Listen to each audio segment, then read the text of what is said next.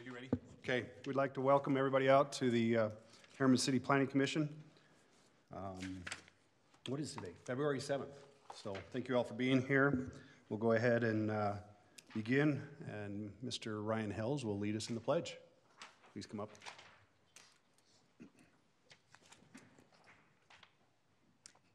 I pledge allegiance to the flag of the United States of America and to the republic for which it stands, one nation, under God, indivisible, with liberty and justice for all. Thank you. Looks like we do have a full quorum tonight. So we will go ahead. I think we'll first ask for any, go ahead and ask for approval of minutes. Those were emailed out. They were not in the packet, but go ahead and ask for approval for those. I move to approve the minutes of January 3rd, 2019. Okay. We have a first by Andrea. I'll second. All right, second by Lauren. All in favor? Aye. Okay, thank you. Any conflicts of interest from anyone in the commission tonight? Andy, I'll state it again. I did attend the community meeting for this item, and I think we addressed that last meeting. Correct. Just for the record. Right, items 3.1 and 3.2. Yep. Thank you. Very good. Any other conflicts of interest for tonight? Okay. With that, we'll go ahead and move on to item number 3.1. Just a reminder that these are administrative items. And so first, item 3.1 is a proposed preliminary plat for a two-lot subdivision for the Advantage Arts Academy Charter School. We did have a public hearing on this that we did start at our last meeting. It is still open. But I'm going to go ahead and review the guidelines for public hearings, just for everybody's benefit who is here. Okay, so the purpose of public comment is to allow citizens to address items on the agenda. Citizens requesting to address the commission will be asked to complete a written comment form, which is at the back of the room, and present it to Wendy Thorpe, our deputy recorder. In general, the chair will allow an individual 3 minutes to address the commission. The spokesperson recognized as representing a group in attendance may be allowed up to 5 minutes. This policy also applies to all public hearings. So with that, we'll go ahead and turn the time over to staff for information on this item. I'm not sure which one is going to be presenting to us. Mike. As I mentioned previously, the applicant has their own presentation. Okay. We had just a little orientation, but I know this is something that the commission is very familiar with. Some of the new information that is in your packet this time is at our last meeting, some of the commissioners were identifying concerns that we had already been working on at the staff level through our city attorney's office to develop some type of an agreement. I believe I referred to it as a memorandum of understanding, but it seems to be taking more the form of an agreement that both parties would sign, and that would be recorded against the property.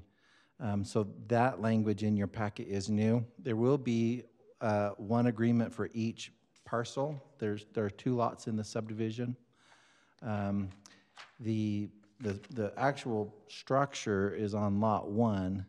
The agreement that is written or has been drafted for lot 2 deals with that there would be an understanding there would be no additional buildings on lot 2, at least not without further review by the city, and that they couldn't transfer or sell the property to a second party. Is that correct, John? That both lots 1 and 2 would be connected as far as the land use. And then in the staff report, we identified, did you want to talk about let me just make it clear. There's a restriction on development on lot 2, which will expire when they combine it into one lot. Okay. And then there's a restriction on transfer, so that they can't transfer it without transferring a part of the other lot. Yeah. So they could combine this into one lot? They could combine this into one lot. Thank you. And then again, the conditions, the draft conditions that are in your packet were based on the latest review by the city engineer's office. if the commission were to recommend approval on this project, we have a number of conditions that we're recommending that you would adopt or would add to your motion, in addition to these agreements that the city attorney's office has been working on with the applicant. As you know, our city attorney is here to be able to answer questions, our city engineer as well, and then the development team, they will have their own presentation tonight. Okay, anything more then from staff? So go ahead and invite the applicant to come forward, please. Go ahead, John. Sorry, one moment. So I just want to point out a couple things on the agreement dealing with Lot 1 that we're still in somewhat of a disagreement. We had a provision in there that required a precast wall on 3 sides of this development or this school. They've crossed that out. So you'll see that in paragraph 3, it's in a compare that shows what they crossed out. Just, John, real quick before that. The packet that you gave us earlier, is that the document you're talking about?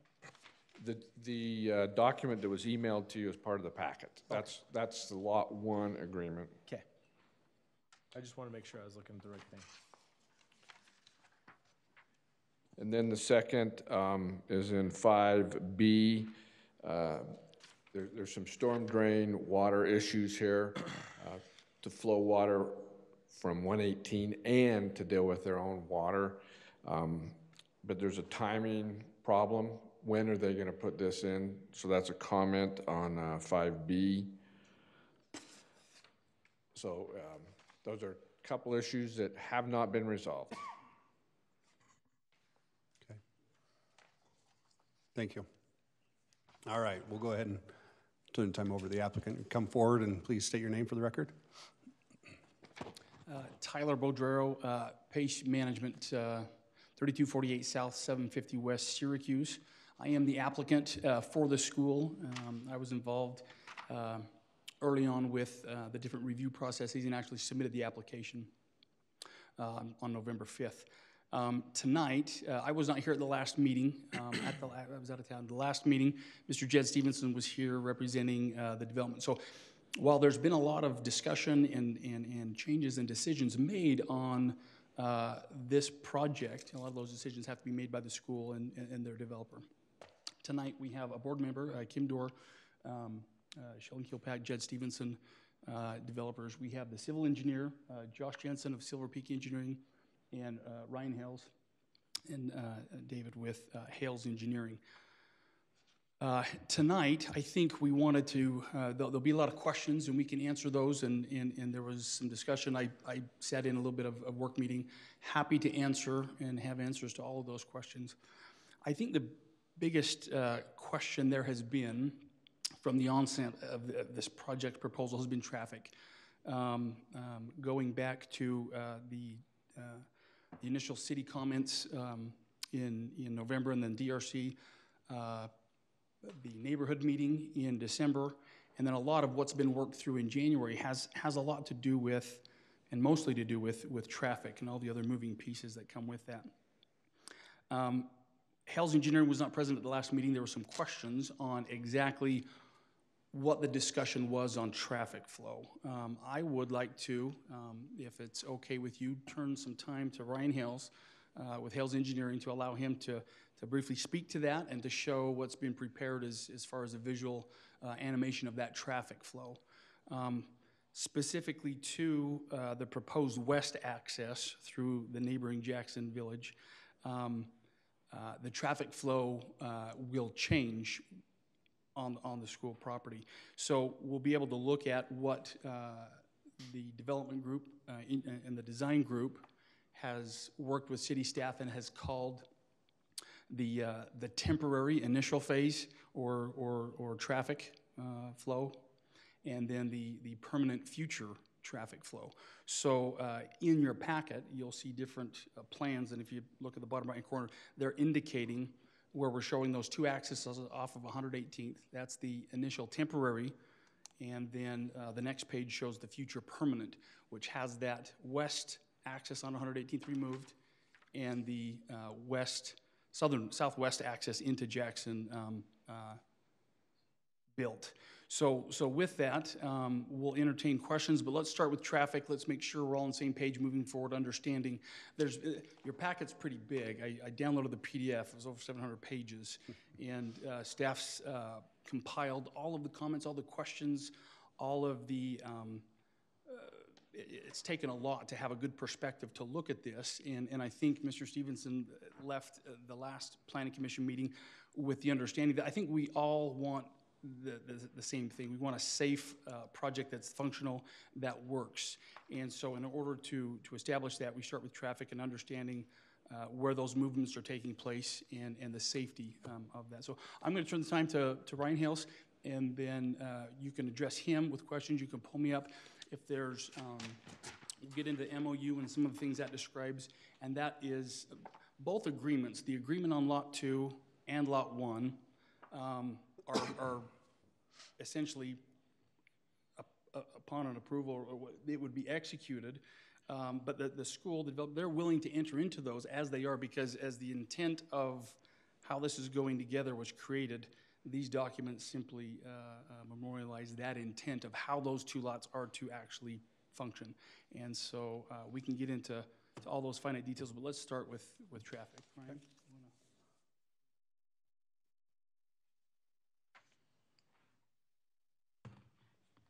Commissioners, if I may, I might begin just by looking at the map that's on the board and talk about that for just one moment. As we've looked at the charter school, we wanted to make sure there was enough queuing on site. And so we do run a queuing model out of a more high-level functioning model than we typically use, so that we can look at the queuing VSIM, for those of you who know it. And we want to see how the traffic flows around the site. We do have a model that we've put together in VSIM, and I'm going to show you that here in just a moment, so you can see the cars traversing the site in two different conditions. I think there are some questions in the pre-meeting, and appreciated being in there and hearing some of the concerns. I'll try and speak to those as best I can. Certainly, the way the site has been constructed, there are two accesses that come to 118 South. At the inload of the school, it's anticipated that the west access, and I'll try and plug in here and show this on the screen. See if it'll switch gears here. There we go. Okay, so at the west access, it would be blocked off during the school inload time period that we're showing here. So this is the build out of the school with the west access, but the west access being blocked off. So the access through the subdivision is not active at this point. This is just phase one just traffic phase one. anticipated. Correct. Okay. Did I say that correctly, David? This is just phase one? Okay. It is, and don't be confused, because you see the southwest access into Jackson built in this. It is the school's intent that as part of this first initial build of the school, that they would actually have that land acquired and built to city standards. Although there's a minimum standard set forth in the MOU that would have to happen by the build-up. It's the intent of the school to have that ready, so as soon as it's connectable. So it is showing it, but as it's called, the build-out without traffic coming out of that southwest access. So just the initial phase with the two on 118. I will show the southwest access in just a moment, but let me go ahead and play this video. I'll just let the cars simulate for a minute. You can see how the circulation patterns would work. The access would be allowing vehicles to come into the site, circumnavigate the site, so we have left turns in and we have right turns into the site, and only a right turn egress movement, so leaving the site. So they would come in, we needed the additional stacking, so they kind of filter into the west, so they're westbound once they enter to the parking lot, head southbound and then loop back around to the north, where they pull into the blue lane. That blue lane is where the drop-off and pickup would occur. In this case, it's the drop-off.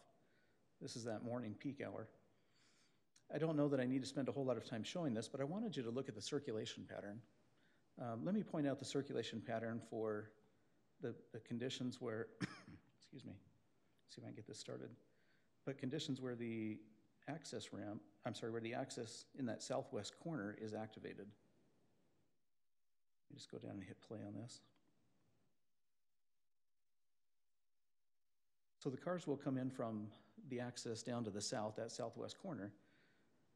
Apologize, it's running a little bit slow, but the cars will circumnavigate the entire site, come up to the front of the school, and then loop back around into that same circulation pattern that we had once before. This provides additional stacking and queuing, although it's not really necessary. We just wanted to show that circulation pattern of where they would go through and how they would come around the backside of the school. We do need enough queuing out there that it does make this necessary to bring them all the way around and drop off. But we have enough queuing and we have enough circulation around the backside of the site that we can get the vehicles in and out fairly efficiently. I have a question for you. Yes. So after the kids have been dropped off, you can see where like the black dot and red dot are right now, and they actually stop for the other queuing motion. How much traffic until that back? I mean, that's a lot of traffic. I was just curious how many vehicles is that about? Do you know? I can't remember the amount of queuing. David, do you recall how many feet of queuing and? Of which? How many? Where you paused it right now is almost perfectly my question. You see how the two blue ones are kind of like almost turning and the white one's almost turning at the same time? Correct. What, I mean, is it just a two-way stop condition that's controlling that whole thing? Yeah. With the parking lot. Yeah. Okay. Yeah, we looked at that too, and we had a little bit of concern, but we can certainly still get people stacked into the site and moving around fairly efficiently. And then how are you guaranteeing a right-only besides just signage? I don't know if there would be a person out there on the street. I know some schools have had somebody guiding everybody to make that turn, just to say it's a right turn only. Because personally, I've seen that and it doesn't work. It needs to be physical barrier where it is truly right only. An island or An island or an island in the road, something. It needs to be a physical barrier because I've seen charter schools. My kids go to a charter school.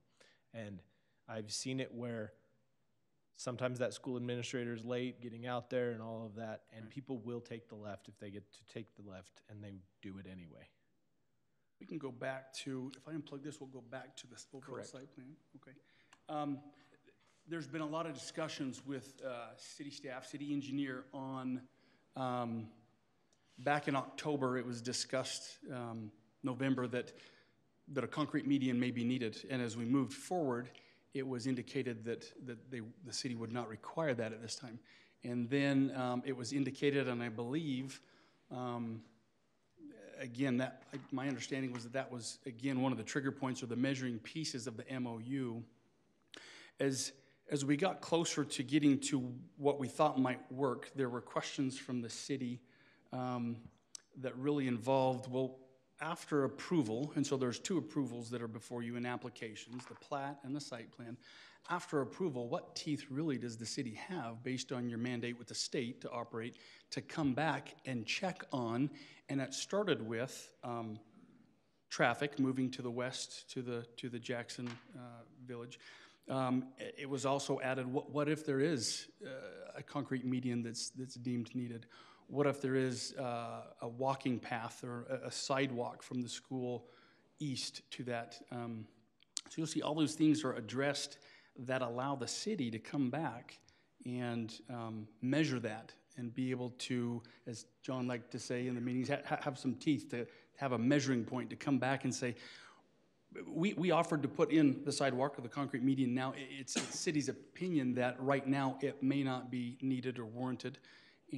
But we would like to reserve the right to come back in the future and add that if it is deemed necessary. So we've agreed to that in the MOU, that those are all measuring points that can come back and be looked at again in the future. So yes, that was looked at as a permanent barrier. And I think, I don't see the city engineer here, Blake, but one of Blake's comments was, if that concrete barrier gets put in, what happens when the next phase of Jackson comes in? Does that concrete barrier continue to go down, or does it change? What happens when the commercial comes in? Does the concrete barrier now get built all the way to the intersection? There was a lot of unknowns, and as the school, working with staff to find the best possible solution, we yielded to their direction, and that was that at this time, the permanent concrete raised median would not be required. I thought I did see something in the previous minutes or something talking about a raised median. If, it'd be monitored, and if at a future date, they'd come back in and. That's correct. And item 4 in the agreement is where that is addressed. where the future improvements would include a center median. But center median is referring more to the 118th, correct? It is not talking about a median or a right turn only control of the ingress.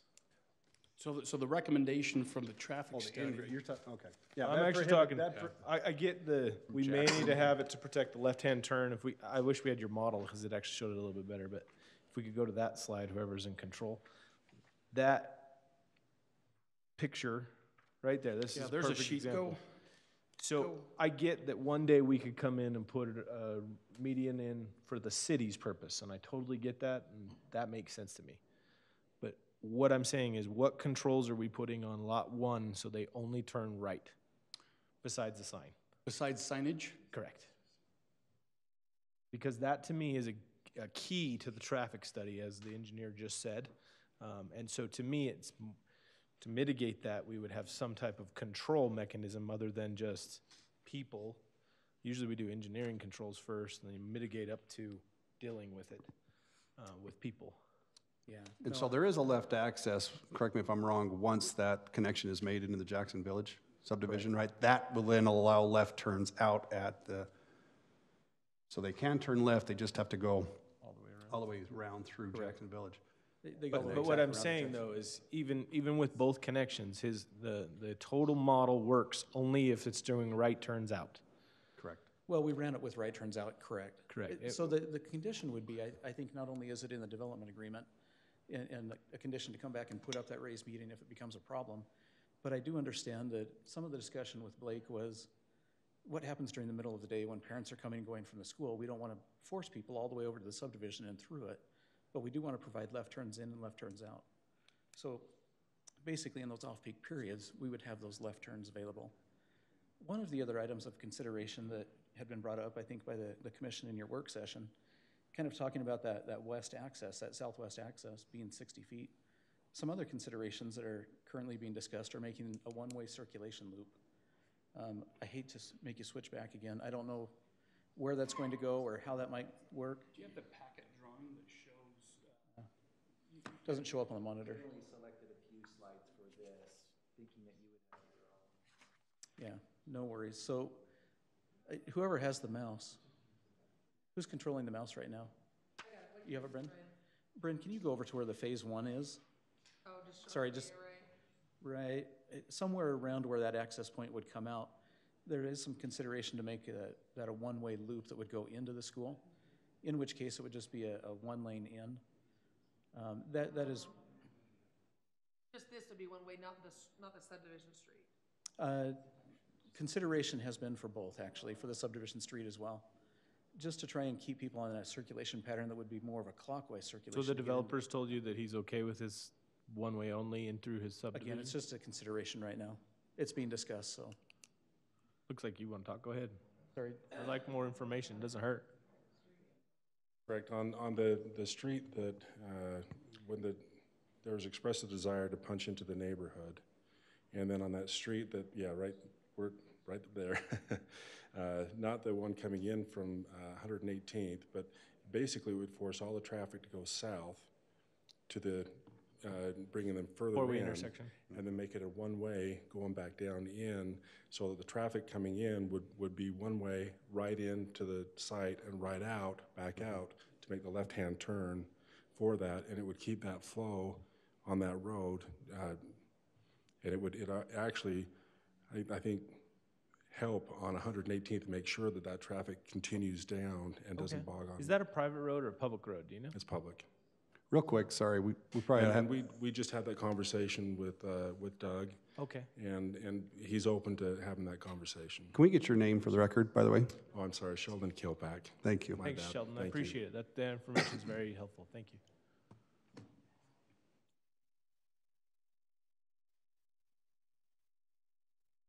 So as this hopefully pulls up, so to go back to your question of what is going to prevent someone, here we go. So there you go, right there. There we go. Let's look at this. This will help here. It's counterclockwise, but you're talking switches. Even though I don't know that I can control the mouse, or maybe I can. Oh, I can. All right. What's the control, during pickup and drop-off hours only, this, you had talked about requirements of accesses from a big standpoint. With all the other reviews the school has to do, State Fire Marshal requires 2 means of ingress egress, okay? So this initial phase shows those 2 on 118th with a future provided through the subdivision, which would remove the west on 118th. So you'd physically get rid of it? I'll show you the drawing that physically removes that as that connection happens, and that's stated in the MOU. That's how it's spelled out. So during pickup and drop-off, this west access is coned off. Our school folks can talk to how many minutes before we start getting out there and getting the fluorescent vests and the cones out there, but this west access is coned off, and its traffic is all brought through here as the model demonstrated. So you've got right and left in, and it circulates through here, and in the initial temporary condition, it will be right out only. So your question is, what controls that? Well, I'll tell you, and then I'll ask you a question. There will be right out only indicated here, and if I were to make try to make an illegal movement, if it's a posted no U-turn or right turn only, it's a traffic law. It would be a right hand only, which could be enforced by law enforcement. If I wanted to be a rebel and make a left-hand turn because there's no concrete median preventing me from doing that, that left-hand movement would have to cross 2 lanes of traffic. You'd be driving through striping and you'd be entering into the left-hand turn lane. Totally agree. Hopefully, you can't fix stupid, but hopefully people understand there's traffic signs there for a reason that call right out only. Hopefully they see the striping, that there is a left-hand turn pocket. It's not a movement through. It's not a center median. The question I would have for you is, I guess beyond that, beyond signage and striping, what would prevent someone from making an illegal left-hand turn out of Jack in the Box versus a right out only that's leaving their property that also shows Typically a on right Jack hand? in the Boxes in that scenario, they actually have a control device that actually forces the right turn out. That's all I'm trying to say is, I think in your development, you need to have a curb that forces you're talking a about right. like a triangle. Correct, Okay. exactly. That's all I'm saying. And yeah. On if your property. I'm not talking about the 118th. Okay. I am talking about your heard property. concrete raised median on all of our discussions before on 118th. Because on the Maverick down that we just approved and other areas, we've actually required this. You can see it anywhere on 134th. Riverton's really good at requiring it all the way down. There's concrete triangles that ensure to fix stupid. Right. And it is our job via subsection 53E3710 to avoid or mitigate existing or potential traffic hazards. Well, that is a potential which means we traffic got hazard. to fix stupid. Yes, yes. Now that I understand the concrete median you're talking about is in this approach. Correct. To only allow the 2 lanes in, the right in, left in, and then a concrete median that would only allow a right out. Correct. That's all I'm asking.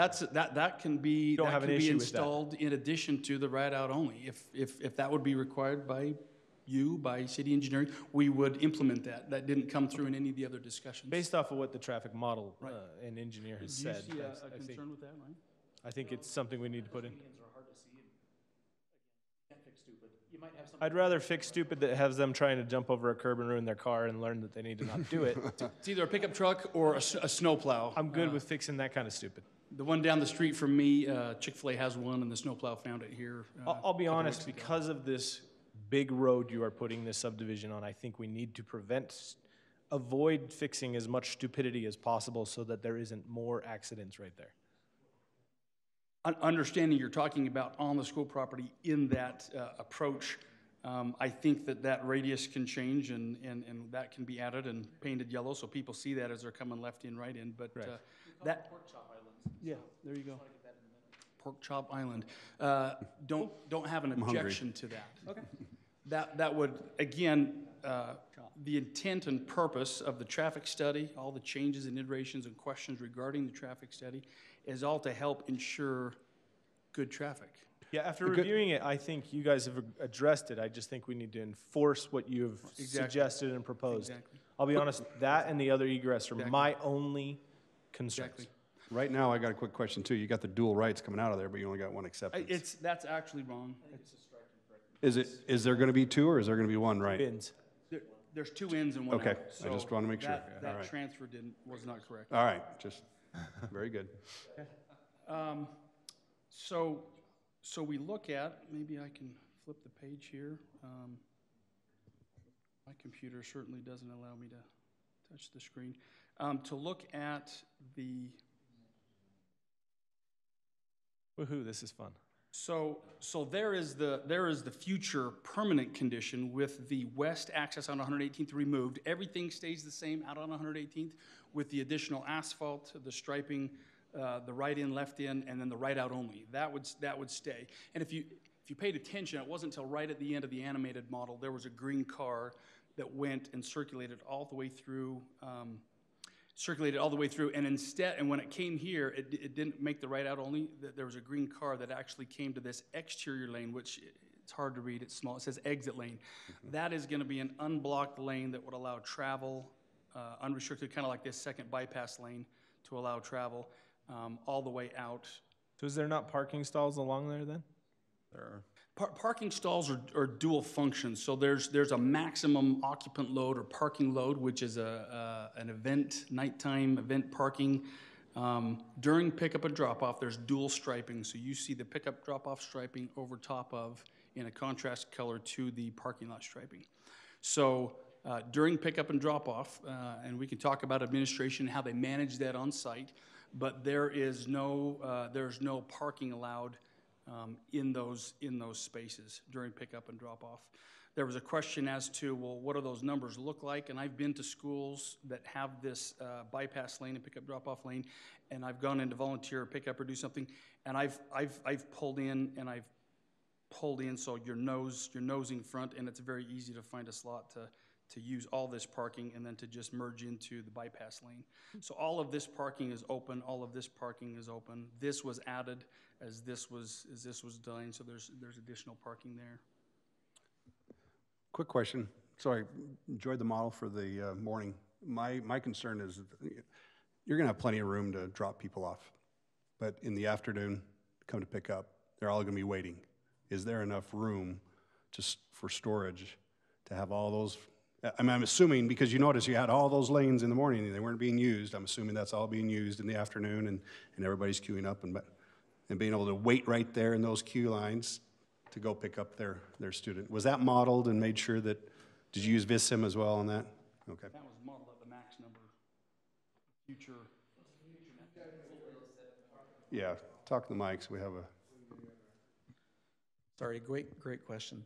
We did look at it with the model and queued everybody up so that we could see many parents will arrive early and they just wait for the school to let out. Some will read a book, but we do have enough queuing on site that we can back up and queue everybody on site in one of those three lanes, leaving that outside lane for circulation. That's even including the not using the west access, the temporary access? Correct. And full build out with the 700 or some odd students that were in. So there's basically about 700 stalls worth of parking? So with that initial start, we'll get the total footage. With the initial anticipated start of 300 to 350 students the first year using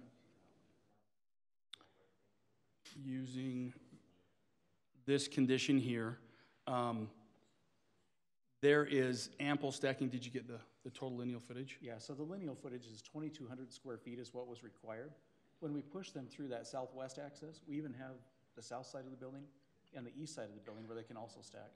Which is in addition to that 2,200. But I want to actually know what it is without, for that purpose. That's what they're saying, 2,200. 2,200? So this site plan, the initial temporary condition, as you see it here on the screen, is 2,200 lineal feet, which is enough to stack without anything on public street to be able to pull all the cars for the full build out.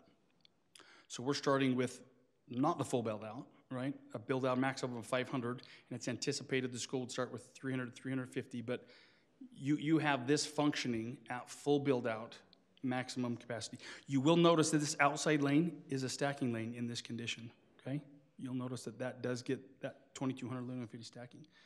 As you enter into this condition here, this future permanent condition, This outside lane is not stacking, but it is made up with all of the linear footage stacking that's picked up You just all the way around. offset it? All the way, it more than offsets, Well, correct. 2,200, that's roughly 110 vehicles, right, 20 foot a vehicle. So 500 students, they're still. And we can get some But yeah. statistics, but basically the Probably not gonna get everybody waiting. Right, All right. 500. Right, you look at Right, wait that at that peak time. pickup and drop-off hour, and you really have the majority of that happening within the 30-minute half hour. Correct. But if you look at where you're really functioning, before it slows and goes, there's a 15-minute window that you are really utilizing that stacking. Does that increase your Excel decel though, as far as making it, I mean, I know it's rare, but it's 110 vehicles. Does that mean that you will potentially have people parking along 118th South? We don't believe so. We believe we can get them all on site. That was come up to. Sorry, Ryan, get up there. I'm so sorry. Sorry about that. Great question. We wanted to look at it, and the way we've always looked at the charter schools that we've done, we've always looked at stacking them on site. We want to make sure we're not overflowing out into the XL and decel lanes, because that becomes problematic. The worst collisions you have is the speed differential. So if you have a stopped vehicle next to a lane going much faster, 40 miles an hour, that collision can be pretty severe. So we want to get everybody into the parking lot we can, and so they've adjusted the site plan to try and maximize that. And at 2,200 feet, we think we can get everybody on site. Again, that was modeled. Correct. It was modeled. In addition to, I heard a comment, didn't know where it came from, but the potential of trying to address incompetence. I won't say fix stupid. You didn't like that last time I said that. I like fix stupid. You can't, but in order to do so, there's been a lot of conversations with city staff, and part of that is addressed in the MOU. John has that in there. But what will happen along the school frontage is there will be signs that are posted: no standing, no stopping, no parking, no pickup, no drop-off. However, the sign was agreed by engineering shall read. It will be posted signage. There's also, what if somebody still does it? Well, there was a fence requested, and that fence was requested, and that fence is shown here such that parents cannot drop off and have kids just cutting through the parking lot. I love that fence. Great idea. Ultimately, there will be closed off, I'm connectivity. assuming, when that west entrance is. Yes. So you would extend the fence as well? Fence would Say that extend again? You're going to extend to the the fence end of beyond what it's showing right there when you tie in with that this off- phase. This fence here? Yes. It doesn't show it, but in the MOU states that this fence would be added when that access is removed, correct? Right. The MOU states that. Showing where this future curb gutter and sidewalk will be, obviously there'll be connectivity with development here and connectivity with development here, such that we get to a future point and the school wants to expand because now they've hit that 500 and they want to come in and do that expansion. Let me just talk about a couple things, and some of that might address some questions and maybe some follow-up from work meeting. State code requires a public school to come to the local municipality and receive site plan approval. It's very non-descriptive because that means different things to different municipalities. This municipality, the way we looked at things, there was a plat that was required, and there's a site plan, and the site plan is not staff review, it's planning commission review. Some municipalities, it's staff, some take it all the way to council. So the state wants the school, charter district, public school, the code says to obtain site plan approval from the local municipality.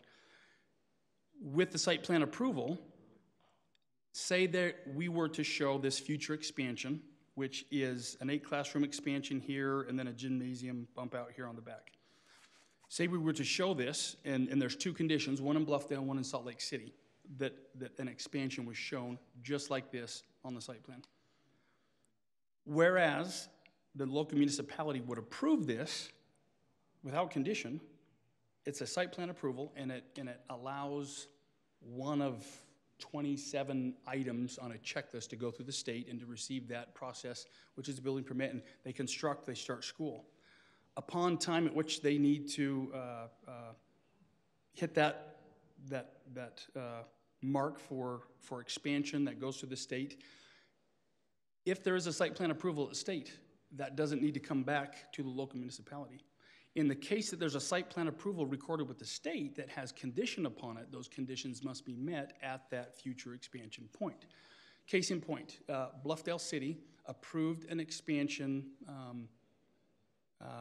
with site plan approval. When they go to expand, that will be required to go back in there. Salt Lake City, just going through that, bringing that back in, showing them, here was the dotted lines on the expansion, and because of this condition and this condition, we're now resubmitting this to you. It hasn't changed from what we showed you, but they now have the opportunity to look at it and say, well, we don't like this, or we don't like that. And ultimately, not only is a good community neighbor, the school wants to maintain the relationship, but they want the same things that the city wants. They want safe traffic, safe pedestrian access.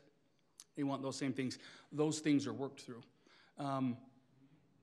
The expansion that was just completed, well, Syracuse Arts Academy went back through Syracuse. I'm trying to think of the one that was built that didn't require that. But ultimately, if there is an approval with a condition, that condition must be met. So what led us to, back in before or after the last meeting in January, it's all a blur, but what led John to suggesting and getting us all to the table with the school developer. I helped facilitate design, development, construction in representing the school's interest. Got us all back to the table to talk about what that meant and how that was. John mentioned the square peg in a round hole. How does that really work? What initially opened up the idea of a memorandum of understanding that would have these items in it that would be recorded against the property, not only agreed and executed by the parties, but recorded against the property, was the ability then to put a checkpoint or a trigger point in the future to require the school to come back to Harriman City to say, we are now at 500 students, we are now looking at this expansion, let's go back to the document which says we're going to look at pedestrian counts, we're going to look at traffic on 118th, about the raised median in 118th that was addressed there. We're now going to look at, what else does it talk about, John? There's trigger points in there. And then from the initial MOU that was initially to give the city teeth as a checkpoint in the future to come back and relook at this site, there was a bunch of other caveat pieces put in there. And the school's been working through those with staff. John mentioned one of them, which was fencing and some different things. And I think the school's really worked to try to establish what we feel is a win-win for everybody with regards to that specific MOU. But at that, oh, here's another one that would be checked. It talks about this future sidewalk that would be required to be put in if deemed necessary by the city. The school would be required to put that in as a condition of that second site plan approval. So tonight, what's before you are two applications, one which is the plat, the second one is the site plan, but really the site plan as it's presented with all of the conditions is really approving a site plan that requires a second approval at some future date. That could be at year 2, that could be at year 3, that could be at year 4. The only concern that I see with that, and I've talked with the school and they're fine with this, is the unknown timing of an adjacent street, which shifts traffic. And although the TIS and the traffic study shows all of these movements work, there was concern. Commissioner Palmer, in December, there was concern. I wasn't at the last meeting, but if there was residents, they spoke about a concern of traffic. The citizens mentioned it, staffs mentioned it, engineering's mentioned it. If there was a way to push traffic, even if it was just a little bit further to the west, it makes a world of difference. We took that in December, we thought about it, we respectfully requested a continuation from January 3rd to January 17th to come up with, and obviously a lot of this has to do with working with adjacent property owners. There's only a willingness to go so far if you're working with another property owner. One of the concerns, Commissioner Jacobson, that you mentioned in work meeting was a past project that had a lot of variables and a lot of unattainable things that was rushed in, and it didn't work then and it didn't work later when you got stuck with it. That is the very reason that as this school has looked at 3 other sites, and the first 2, the city asked and requested that we move on to another one. The third property, which was the Danzy property, would have put the school in the exact same position of trying to be embedded without any control over roads or easements or right-of-way or construction timeframe, and it would have put the burden on the school. And then you talked about the whole superintendent, the catch-22, that made it a really bad situation. As much as maybe contrary to popular belief, the school did not select this site based on an ability to just slap it down and do it wherever. I know that's been. I don't think that, honestly. I know it's been said, it's been recorded in public comment, it was addressed in our neighborhood meeting. That is not the case. This simply eliminated all of those potential headaches, problems for both the school and the city by allowing connectivity to an existing road, to existing utilities, and they're doing everything they can to work with what they have to work with. So in this future condition, it pushes all of those traffic movements, those that still want to make a left in or right out, whatever the percentages run in the model that say it's going to shift to this. And I guess if we want to force that, we look at that future condition and say maybe a concrete raised median in the middle of 118th is a future condition. And that MOU allows the city to go back and look at that and require that. As we, maybe if I can pull up the one that shows the bigger circulation here. The developers, and you can have specific questions to them, but I'm privy to the information that from a meeting with city staff last week, there were some verbal comments that have been addressed in the updated packet that you have, and a lot of fine refinement that's been happening, including the MOU. The developer has reached out to the neighbor, to Doug. There's been a couple things that are in the conditions of approval recommended by staff, talking about storm drain access and talking about vehicular access. The city engineer had us show this traffic here, coming in with the right in, left in off of 118th. The question was, what about this short neck? Could somebody come in and want to make a left and then another left into the school? Well, they could. The preferred movement of traffic per your city engineer is to come all the way down, which is a 60-foot right-of-way, and the current 53-foot right-of-way road is to come up, to make your circulation through, come all the way back out, and then to make a right out only. The only way to enforce that, and we have no say or control over that, would be to make that a one-way road. I don't know what that does to right-of-way. I don't know if that changes. I do know the developer has talked to the property owner with Doug about several options on how to make the 60-foot right-of-way work. There's a draft MOU, or a draft agreement, I guess, that has several items in it. One of them is this 60-foot right-of-way and the access through here. There's already been some establishment on access through the lot. The storm drainage, it doesn't show it here, but the retention pond is back here. The question was asked by engineering a week ago. Hold off on the storm drain stuff. Let's get through the traffic. So specific to the traffic, there's an agreement, a draft agreement with the property owner to address the items that city staff asked us to address with the neighbor. That's a lot of talking. I would much rather not talk. Please ask questions or direct I've got traffic. a question that might be as much for our city engineer or staff engineer as much as for you. The acceleration leaving as they take the right turn, what restrictions does that place on the rest of the commercial property that we have here? Does it make it, say Chick-fil-A comes in and wants to be right next door, does this mean Chick-fil-A can't come in and out because of the acceleration lane? They would have to comply with our spacing of driveways along there.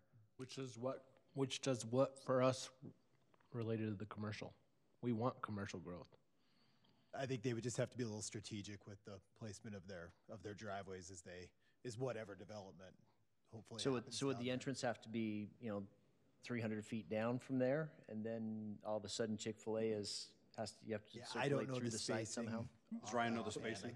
I can. Yeah, sorry, at some point in the future, you're going to have multiple lanes headed eastbound in this area. So instead of having the one lane and an acceleration lane, you'll have 2 lanes eastbound. And at that point, when you add the additional lanes, it won't be as necessary to have the acceleration lane. So Chick-fil-A could come in, you could have multiple accesses.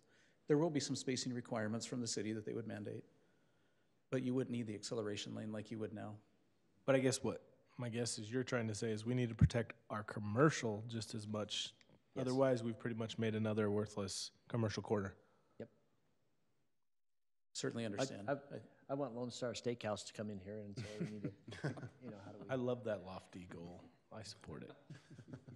No alcohol allowed there. Sorry, guys. Whatever. The MOU does address the alcohol waiver as well. As much as it's legally enforceable? Or the alcohol? The way I read the MOU is that it places the ability in the city's hands. If the city wants it, it's that the school is yielding. Not that. a state law that supersedes that? The state code says that it addresses that the city can ask for that, but it would be by waiver. And so by not asking for it now, you're reserving the right to ask for that in the future such that that's needed. And that's in an executed agreement that's recorded against the property. But can the state change that so that schools make it basically not come? If the state does something that says within X amount of schools, you cannot have alcohol, period. Yeah. John, what does that do for us? Nothing. I have the provision is there says to the extent is waivable. So I think there's actually a little bit of a conflict in the statute because the Alcohol Beverage Control Act does not allow a waiver anymore. But LUDMA has a waiver provision, so I don't know. We'll deal with that when we cross it. Okay. Yeah. Maybe it's Longhorn instead of Lone Star, but I want to steakhouse. Yeah, I guess I just have a question for staff too. Well, we talked about, maybe doing a one-way road. How enforceable is that? Nobody wants to answer that. Can you repeat the question? I said they talked about doing a one-way on this road to make it flow. On that 53-foot right-of-way. Yeah, like how enforceable You're not going to do is it. that? It's a public road, I don't see any way that we would want to one. I mean, that's the first I've heard of it, but I don't. And especially where it seems like it is doable to do the 60. Well, that's going to be our main entrance to that park that we've talked about, that 60-foot. That's why it's 60 foot. I don't have a mouse anymore. The road coming off 118th is a 60-foot road. Yes. And that's It what is, we want all the way to the park. to get my to the park, understanding. right. Park, that's already 60. So that's why I said we don't want that a one-way Not road, along because there, that's but the going to go to the little- park. No, and that can't out of be. the park. So Yeah. it would just need to be the road coming out from the Correct. connection. Yeah. Making up would need to be 60. But I guess, yeah. Yes, Oh, no. my understanding is That that would be preliminary plats approved that doable. as 60-foot right away, all the way to the park. Yep. But this Just that little strip. street coming through That street's is, 53. But we haven't approved the preliminary plat. We've only approved the You approved the preliminary plat? Yeah, you did. Not final plat. and in that approval, it's only a 53-foot right away. So, okay. But it can be amended. I think I have enough that I'm comfortable. I do have a quick question on the traffic. I know we talked about this in the model. How much of the traffic did you have coming from the west? Is that 50-50? Did you east and west? Do you know how much came? I'm going to have David come up and defer to him. He stamped it. He should be, stand He's by. got to answer a couple questions. He came tonight.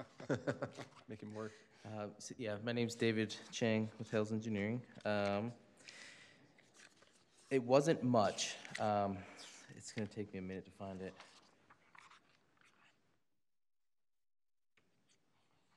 No pressure. It's okay.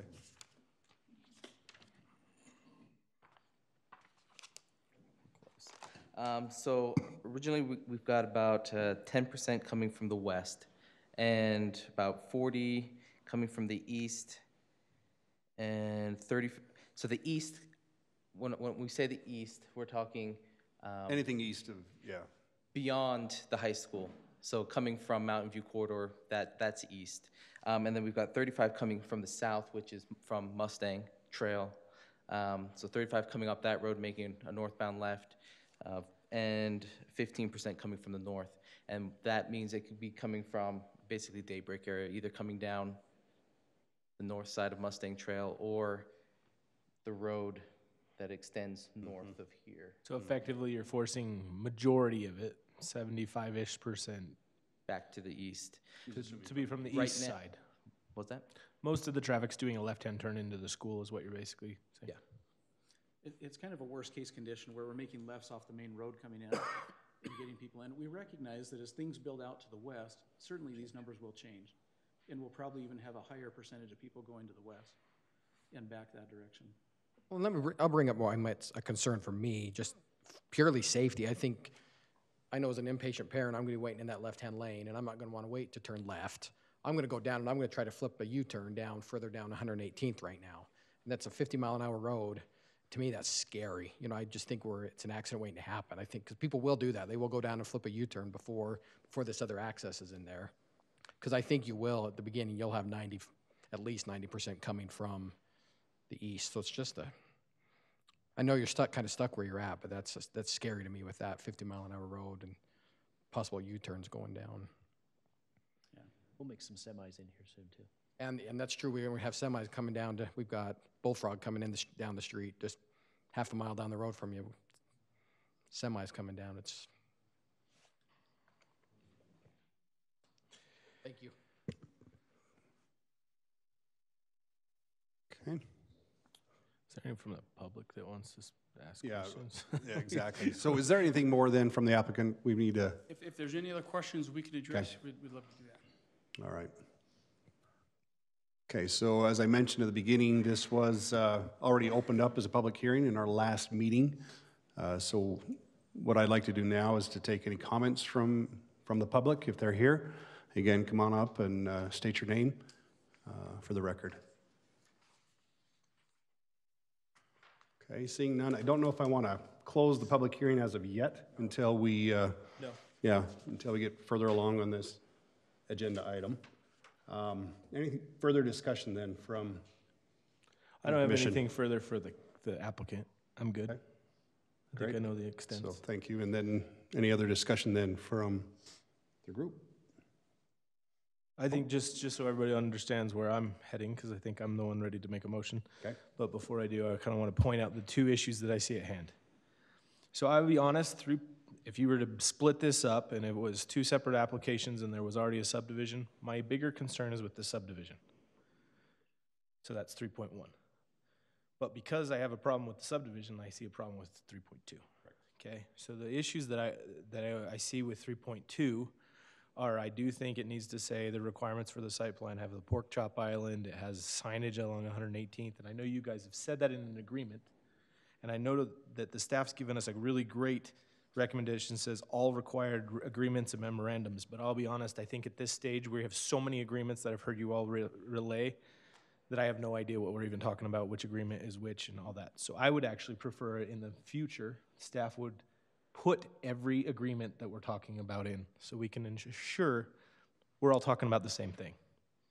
So that's one for the site plan review. So again, I think that piece is just related to the ride-in, controlling the ride-out. I'm sorry, I misspoke. Controlling the ride-out.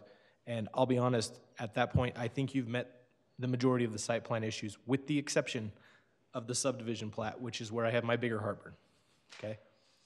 From the subdivision perspective, I don't think we can, I'll be honest, I don't know that we can require you to stub in a road from your lot to no man's land that we don't know where the road really is. Our engineering staff is telling us that that road needs to be a 60-foot right-of-way in order for it to be stubbed into. The agreement, and therefore the easement or approved easement or subdivision needs to be in place so that we can agree with that. The hardship you will be faced is that is a master plan agreement and there is no road into that subdivision from your school. So I think we need that to catch up to you in order for us to approve your subdivision. I would agree. The statute that I kind of wanted to highlight that the staff gave me, and I think I ripped it out and moved it all over the place, so. Adam, can I ask you a quick question? Just so Yes, I ma'am. understand? Go for it. Can you explain to me what that would mean? So if they submitted like a plat amendment So for if that phase to show that, just so that we know what you're looking for to catch up? If we had the applicant come back in for the Jackson development. Yeah. And actually show a revised with a 60-foot right-of-way. Right. And we approved that. And then we're not going to talk about density because that's what's already been decided. We're just talking about the road and the 60-foot right-of-way. If that is the case, and this applicant attains an easement with that public road defined that it's going to them, then I am comfortable, or it could be a plat, whichever one works better for you and the developer. That, I think, is a legal access that now allows us to connect to that with your proposed Lot 2 connection. So that's kind of what I'm telling you guys I would need to see on that.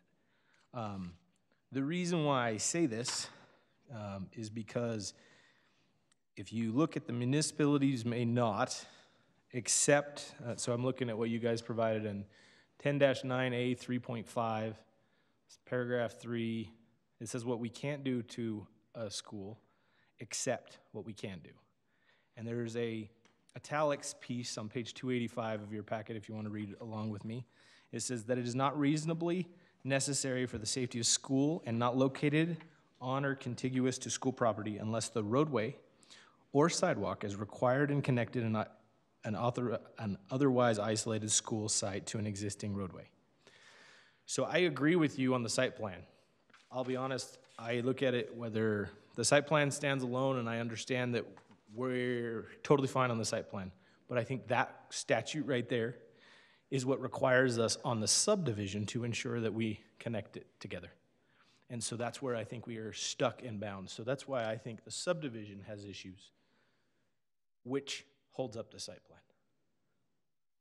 So that's my opinion. I wanted to talk as a planning commissioner. I understand you guys probably aren't happy with that idea. So I get it, but I want to talk to these individuals and see if you agree or your thoughts related to that. I agree with what you're saying. I question, like, they have a lot they're going to purchase. They've agreed upon to purchase. You know, it's a master plan development, so I don't know if that's the case. And my biggest issue is right now you guys propose that you're buying 98 feet from the last holdout LLC lengthwise. And I'll be honest, I'm worried that those lots are not 98 feet. They're like 102. And you buy all but 4 feet. That is what I'm trying to protect against, because it has happened. I've seen it happen.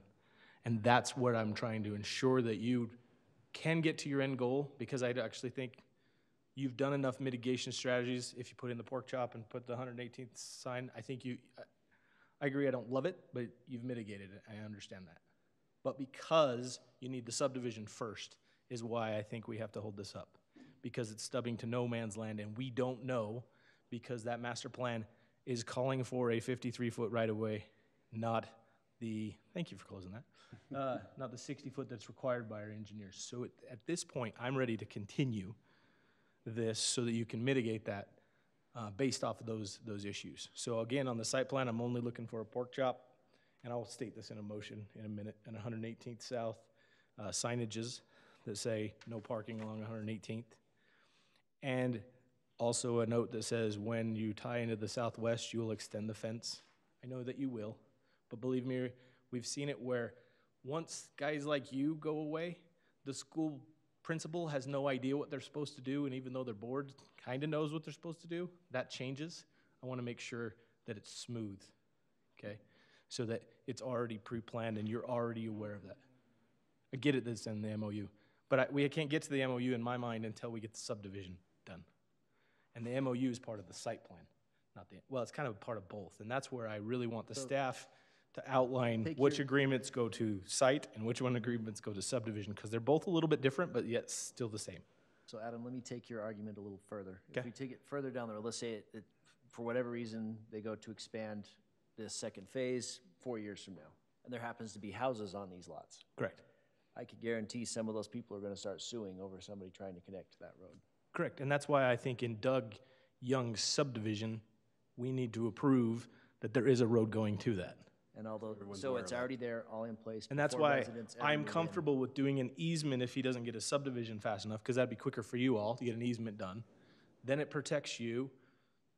Now, when he goes to turn it from a easement land to a subdivision, he just ties it in, it's legal on their lot, and now when he does subdivide it, it's kosher and everything's smoothly flowing. And even though these residents are going to be mad, it's all legal and it's all. Except for that's where I think we're stuck a little bit, that we do need to, and this is on his issue, so I'm talking to the attorney here, his master development agreement, we actually have to modify it and say, with stub for school. Yeah. Because we don't have a stub for a school. And so we need him to start showing that moving forward So anybody that comes in and buys that. Now, luckily for us all, his plan is that this is phase 1 of Jackson. Yeah.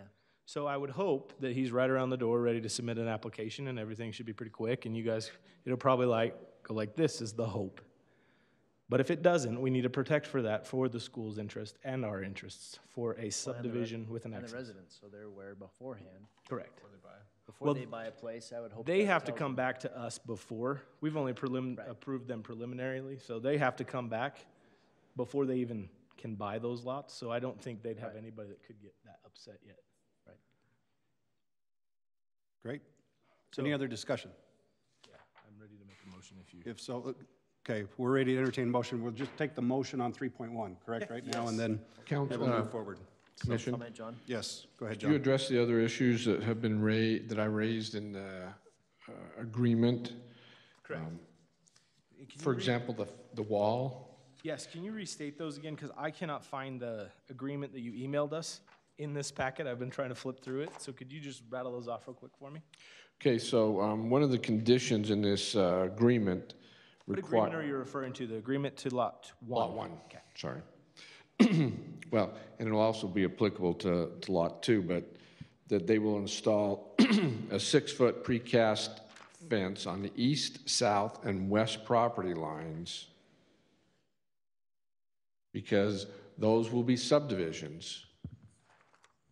And we don't know what kind of fence that will be. On the other side, on the east side, it will be commercial, so the commercial will have to put in the fence or the wall. So give me direction on that one. Well, real quick, before you leave that one, quick question on that stub then that's going in. Will they need to also provide a wall along each side of that connection then as well?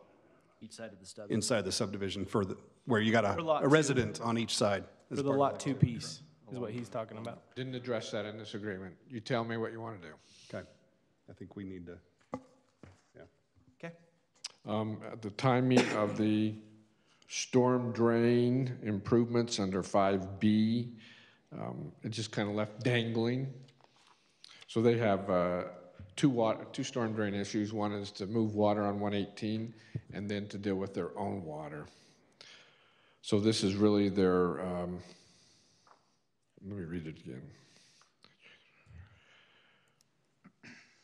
The adjacent property owner agrees to put the storm drain in to go down to Midas Creek. Is that where it goes? The issue is, the planning commission, we don't have the agreement that John's talking about. We've seen in an email, but it's not in this packet. So that's why I'm asking him to rattle off those few.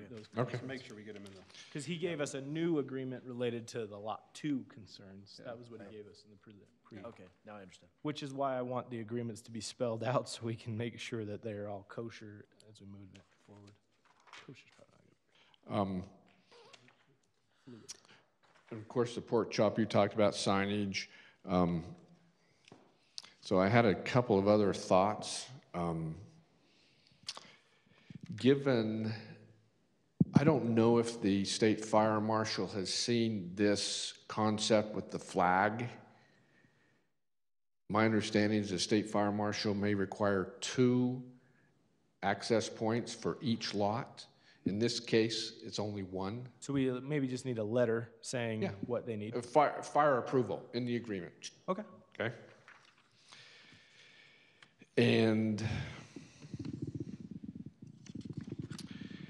the other is maybe we have some limitation on their change of use.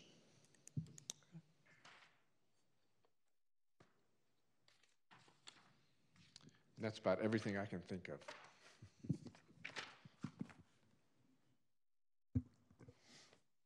So John, I'm actually thinking that we resolve all of that and bring that back to us before we make an motion. So that's why I'm going to recommend continuing without date of this item. So I can go ahead and make a motion. Go ahead, feel free. So I move to continue without date, item 3.1. Sorry, did you close the public hearing? I didn't. We didn't, and We I didn't, think we and should keep it open. We want to keep it open. Especially because we're tying into a subdivision that the property owner isn't here. So I think we need to make sure that that property owner, even though he sold it to them, is comfortable with this and can ensure that they can address that in the future. Do we need a motion for that or not, to keep it going? We just didn't close it. Or we just close it, so, okay. So I actually do want that to remain open. So I move to continue item 3.1, the proposed preliminary plat for a two-lot subdivision for the Advantage Arts Academy Charter School, and without date, so that the applicant can address the fire approval for both Lot 1 and Lot 2 from whoever the authority is, the state fire marshal, to resolve the two different agreements or many more agreements required between the city. I'm referring to the agreement for Lot 1 and the one that John presented, which was just as agreement regarding development, but that one. I also would like them to, I believe since this is commercial, that all of the property lines should require a 6-foot precast wall, just like we do on all commercial property. So along all three sides, including the stub outs to the future phase. I don't know, but I would like the applicant to work out the storm drainage on 118th with engineering. And that the biggest issue that for the recommendation of the continuation on this is that they work with the applicant to attain a 60-foot right-of-way to Lot 2 so that they can use that as an egress as proposed, and that needs to be in the form of an easement or a subdivision plat in order to get to approval. So just want to make that aware on the subdivision piece.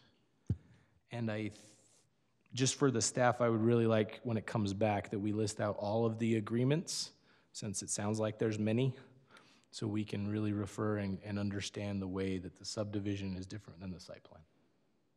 Commission, just for your information before you take action on this recommendation, state code specifically prohibits cities from requiring a type of fence.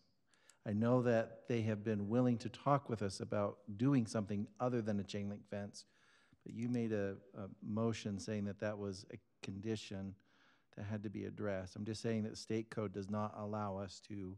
I'll be honest, that one is not my hang up. I do think I'll be honest, I believe that it should be a 6-foot because it's in a commercial zone, and that's what we require in commercial zones. And there was also some concern at a previous meeting about having, well, anyhow. Yeah, we'll work through that. The other point is, but I'll adjust that to say, define that the city and the staff and the applicant comes up with a plan for what type of fence it should be. But it is commercial property. Yeah.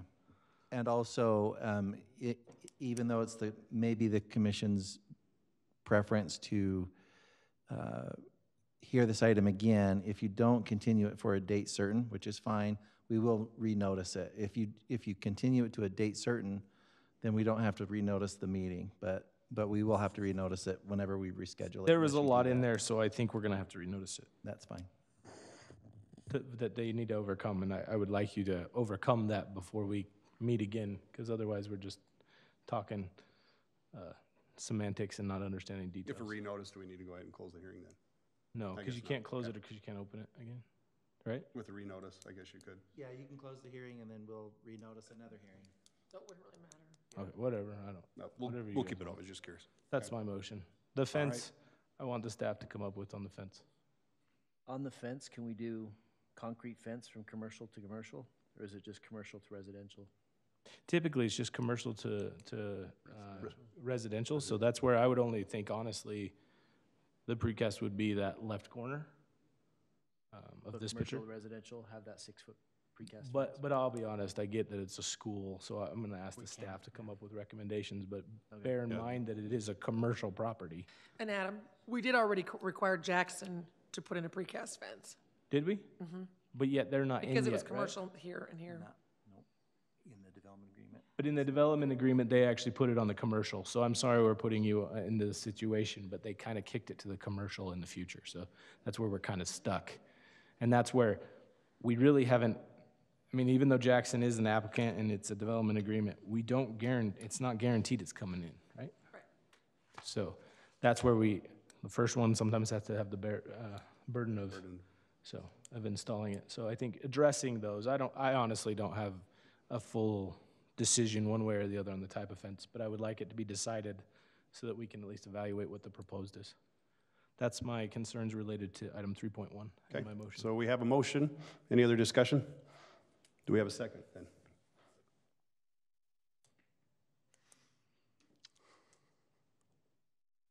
Yeah, I'll second to continue it. Okay. So we have a motion by Adam and a second by Brody. Lauren? No. Jackson? Yes. Brody? Yes. Andrea? Yes. Adam? Yes. Okay, that motion passes. Okay, we'll move on to item 3.2, final site plan review for the Academy Arts, for the Advantage Arts Academy Charter School. I'm not sure if we want to, if there's any more discussion. We've had a lot of discussion on the whole packages thing. I think we want to just go ahead and move to a motion. Yep. Unless anybody else. So with that, I'll go ahead and entertain a motion. I think, Adam, you're ready to do so. Go ahead. If you're ready. So on this one, the reason why I'm continuing it is the subdivision. I do think the pork chop and the 118th signage should be resolved, but I with the first one, you'll resolve that, I get it. And then I really would like the staff to list the different agreements, because sometimes site plan requirement agreements are different than subdivision requirement agreements, and I get that. So that's where I just want it to be listed so we can refer to that. I'll be honest, the site plan, if the subdivision was approved, we'd be close to a conditional approval of the site plan. Like, I'd be really close to an approval, because it would just be put in a pork chop. But because the subdivision has such a concern with the major access, that's where I think we need to continue it. Okay. Mr. Chair, I agree that we have discussed both projects together.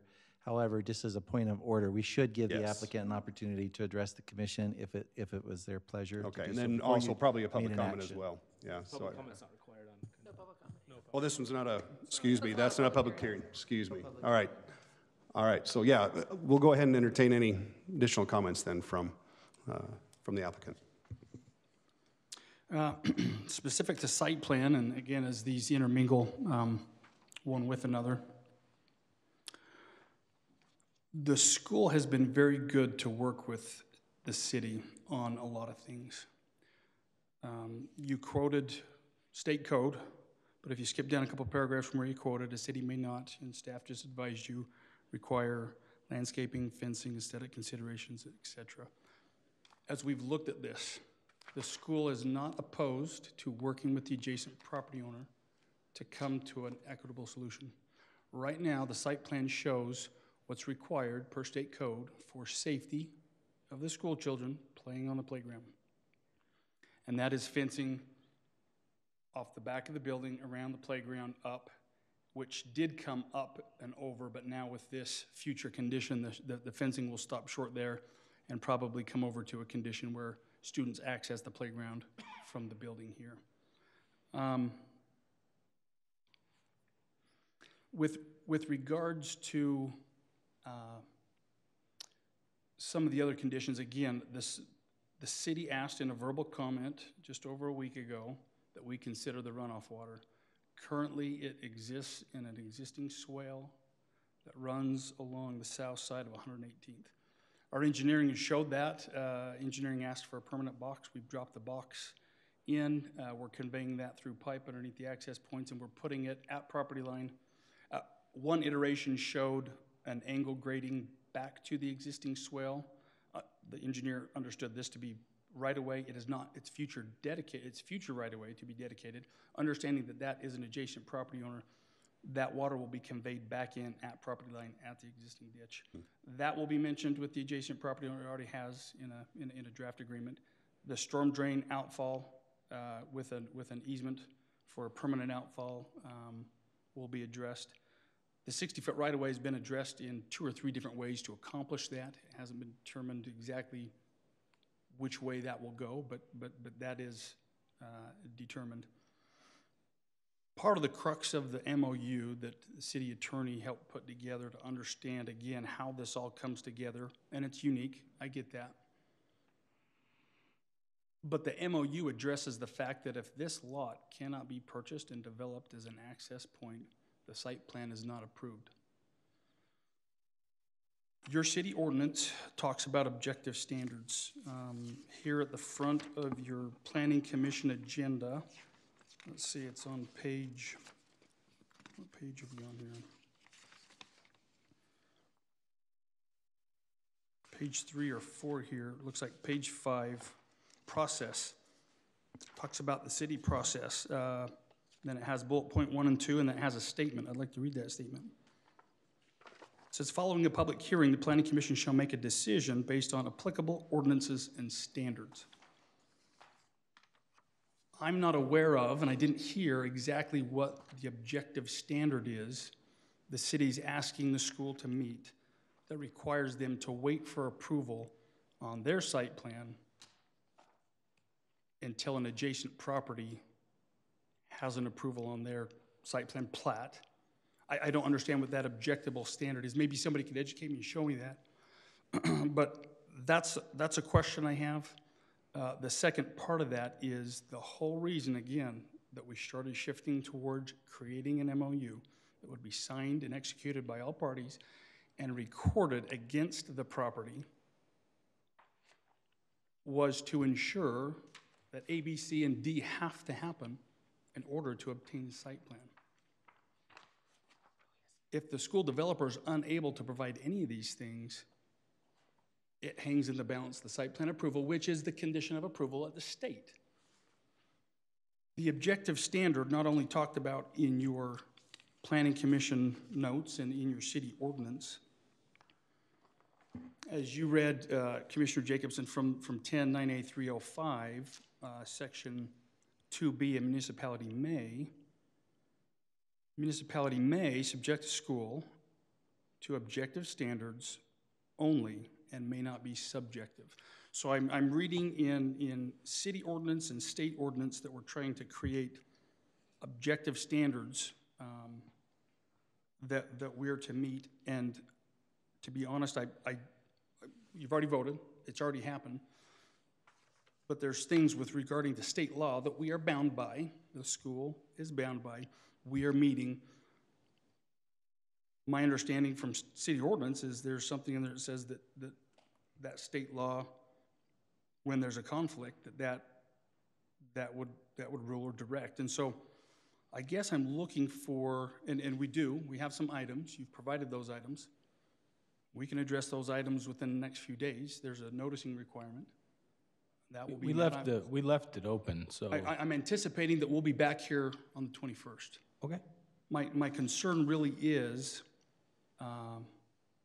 we're meeting objective standards and that this project is not being conditioned upon receiving its approval or a conditioned approval. See, the conditioned approval has to do with the adjacent property owner, but yet you're making that the objective standard to meet to allow that to supersede this.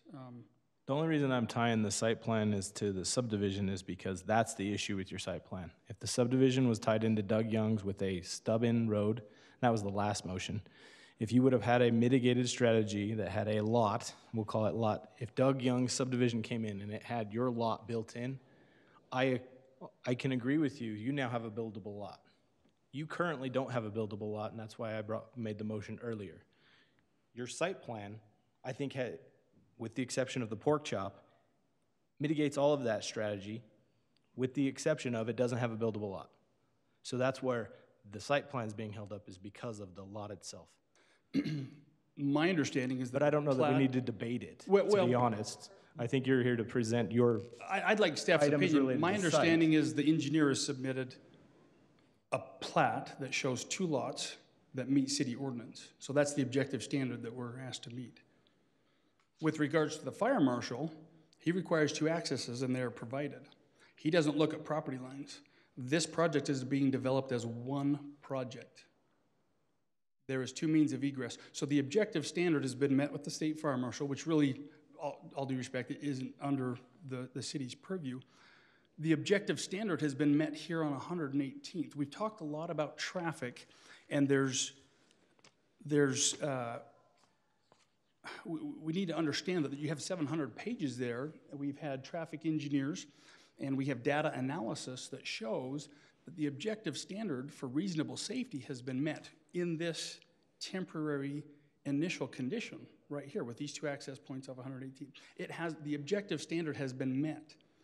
What the school has done with their engineering staff and all the time and energy and resources that they've poured in over the last couple months is worked with Harriman City to create an alternate that would work in a better manner than the objective standard. We're all for achieving that.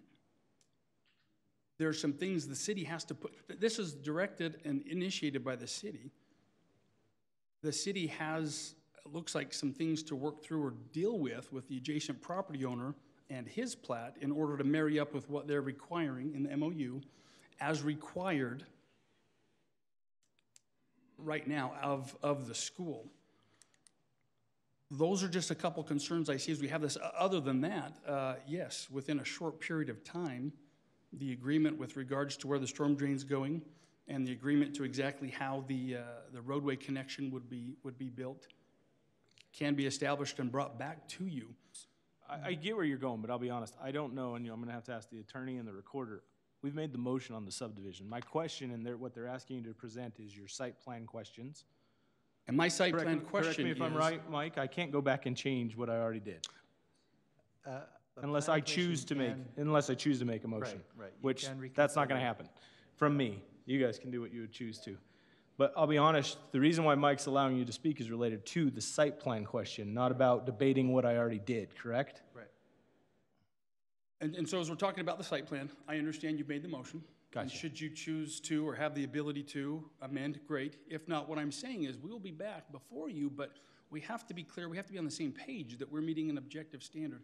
And if Doug's out of town or he's not able to respond in whatever definitive manner to modify his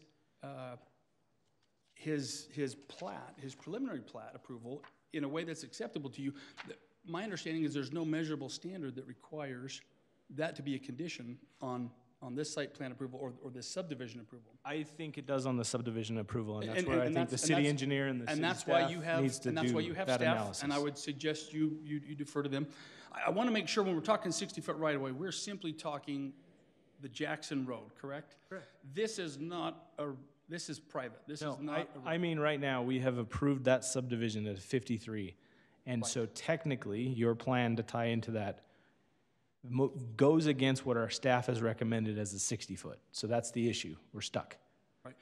And it's a permanent future condition that's based on a handful of things in the MOU, which also has a time frame and a handful of things you're working out with the neighboring property owner. What I'm saying is the objective standard in the temporary initial condition has been met. Agree with me, don't agree with me, talk to staff. I'm simply making a statement with regards to the site plan and the site plan approval.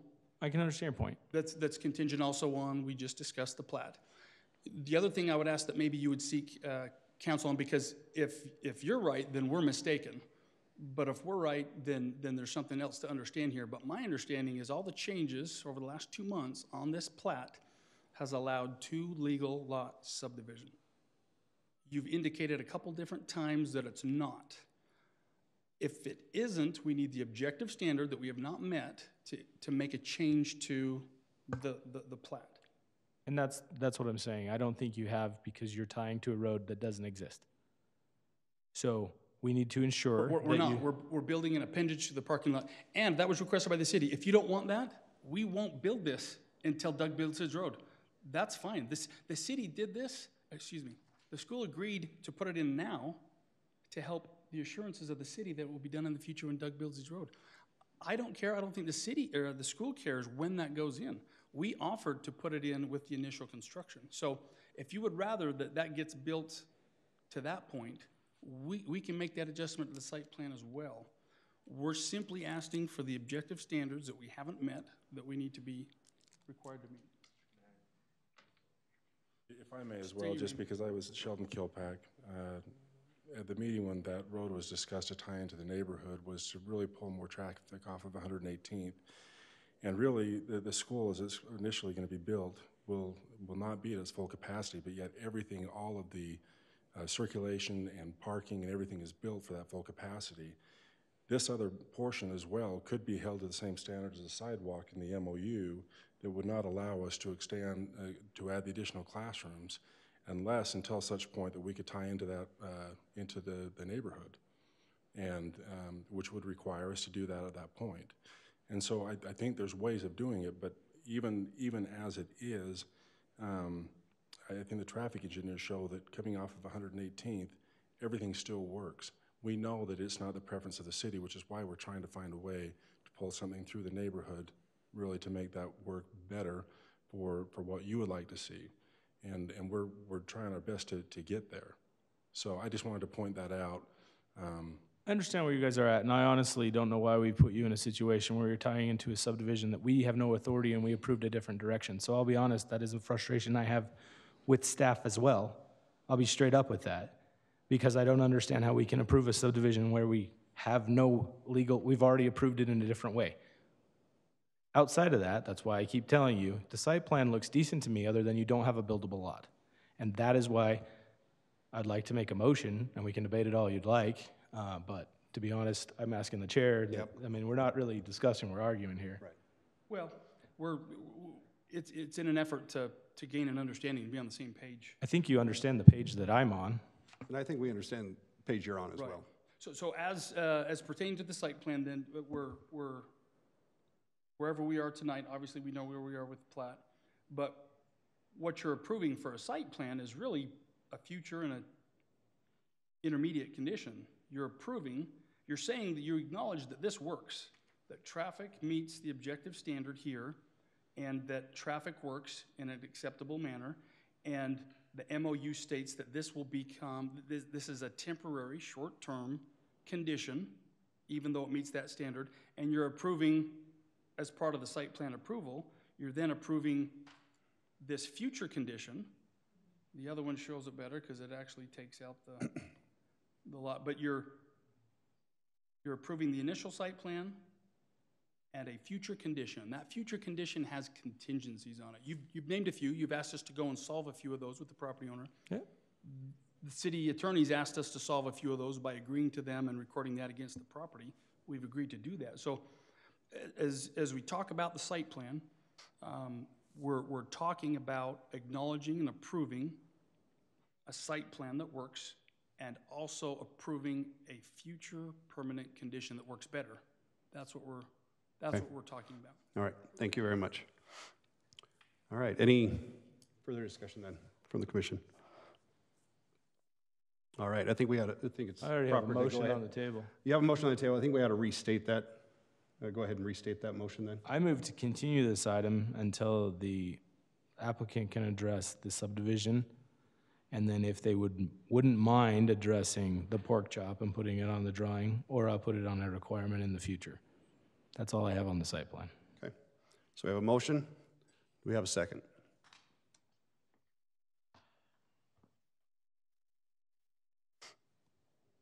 I'll second. Okay, we have a motion by Adam and a second by Jackson. Adam? Yes. Andrea? Yes. Brody? Yes. Jackson? Yes. Lauren? No. Okay, that motion for continuance passes. Okay, we will move on to item 4.1. Thank you very much. Thank you, I do appreciate your time. Go ahead and move on to item 4.1. These are legislative items. However, a public hearing was already conducted on item 4.1. Is that correct? So we're not open for discussion for that, for this particular item. But we'll go ahead. This is for a proposed text change to the Land Development Code to amend the approved fencing materials. Staff, go ahead. What do we got?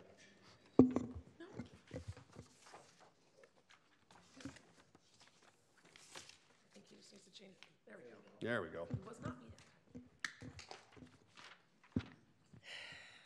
All right, anybody need a break? You just want to power through? I want to get it done. Let's power through. These will be quick. Which one is this? What are we talking about? Fencing. Fencing materials. You talked about fencing last time, I think, 2 times ago, and I was gone. So I'll go through this quickly unless you want me to go through it slowly. It appeared that last time the question was, and I listened to it, was the chain link. The only concern that I heard again in the discussion was the chain link around the utility sites. So I've simply taken that part Perfect, out. that's all I needed. It seemed like the agricultural, the way we changed it, you were fine. That was seriously the only issue I had. And then this, again, the chain link, this just allows it for, basketball courts and stuff like that. Yep. So that's the only change I made. Very good. I know this came up. Yes. I got a phone call. Okay. Right from a gentleman near Freeman's property. Yes. About He got my number because I was the neighborhood guy. We've all got the call, yes. Right. I had no idea where he was going. It just started going off. I had no idea. What is that zone right now? What is that zoning over there? And I'm just concerned because I think he has good points that there's animal properties on the one that could now kick through a vinyl fence because that's all they're required. The issue is that they're both zoned agricultural, and we don't require precast between the same zone. And the discussion has always been, if you have animals, it's your job to keep your animals, right? So there was discussion at the time of development that they would put in a precast, but we can't require precast because our ordinance only lets us require vinyl. So the developer may have said he was gonna put in precast, but that's not a thing we can require. And that's what I'm saying. So where does that, and I should have looked through this better. Because that concerns me that's... That's with the subdivision application, though. That has nothing to do with this. This is nothing to do with this. This is talking about what kind of fencing materials overall we allow. This is so when we say put in this kind of fence, they put in this kind of fence. That's all this is saying. But there's another section of the ordinance that says between different uses, so between agricultural and commercial, then we require precast. Yeah. That's in a different section. And that's why I wanted it removed, because this is saying, it was saying you could put vinyl or chain link around a utility yard. Yeah. That's why my issue was. Okay. Any other discussion? And we had a public hearing on this already. Yeah, we've had a public hearing, so nobody's here anyway. So go ahead and make a motion. I move to approve item Z2018-16. Are there conditions or anything? If there was any conditions. With no conditions? There wasn't any recommendations on that, right? Nope. Okay. I'll second. Okay, we have a motion by Andrea and a second by Adam. Lauren? Yes. Jackson? Yes. Brody? Yes. Andrea? Yes. Adam? Yes. That motion passes. Move on to item 4.2, a request for a proposed text change to the Land Development Code to remove shooting ranges from the definition of outdoor recreation and entertainment. And this is open for a public hearing, but we'll go ahead and begin with a discussion from staff. So I think, did we talk about this during the work meeting? We did. Or did we talk to the council about it? Did we talk to you guys about it? Okay. So this is just a thing we found in the ordinance, that in the definition of outdoor recreation, it allows shooting ranges. And this is allowed in all C2 zones, and we were a little concerned with that. Not that we don't even want a shooting range, a gun range of some sort, but there's no kind of other requirements in the ordinance, so they could ask for it anywhere in C2. And so this is, right now, we're just taking it out, and then we'll likely bring it back with some requirements. Maybe we don't put it in C2, maybe it's an M1 or somewhere else, but right now, we're just simply striking it out. Of the commercial. So it's not a concern. Commercial use. Okay.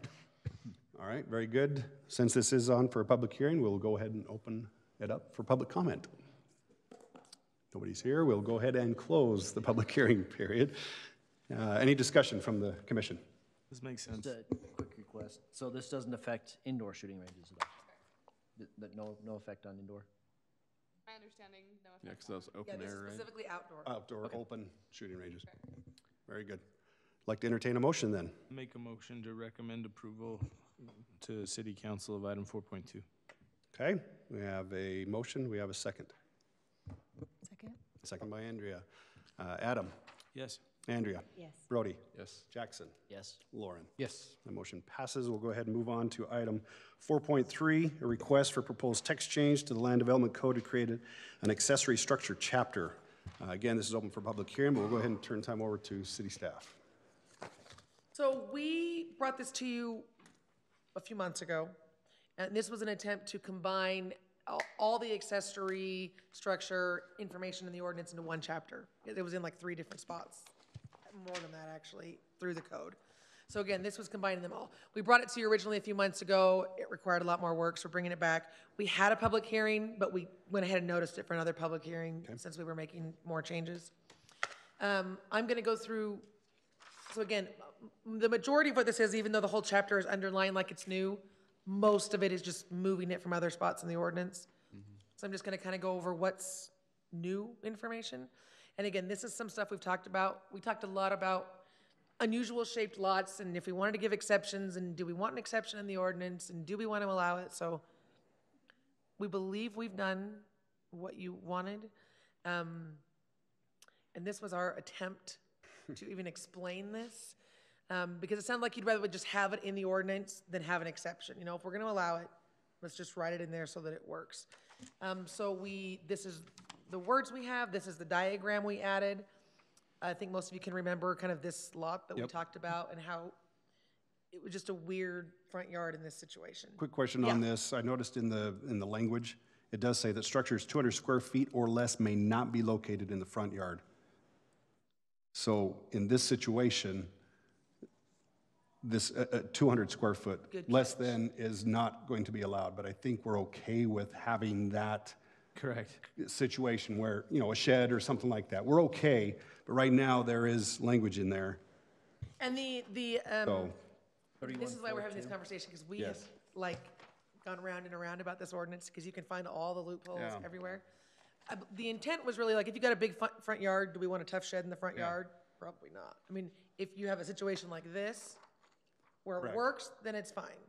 Again, that was our intent. Well, and then if you're okay with that, then that's what we meant. Well, right, and then down below it then says if an accessory building is located in the front yard or side yard of the main building. Then you go into the discussion as to when this situation would be allowed.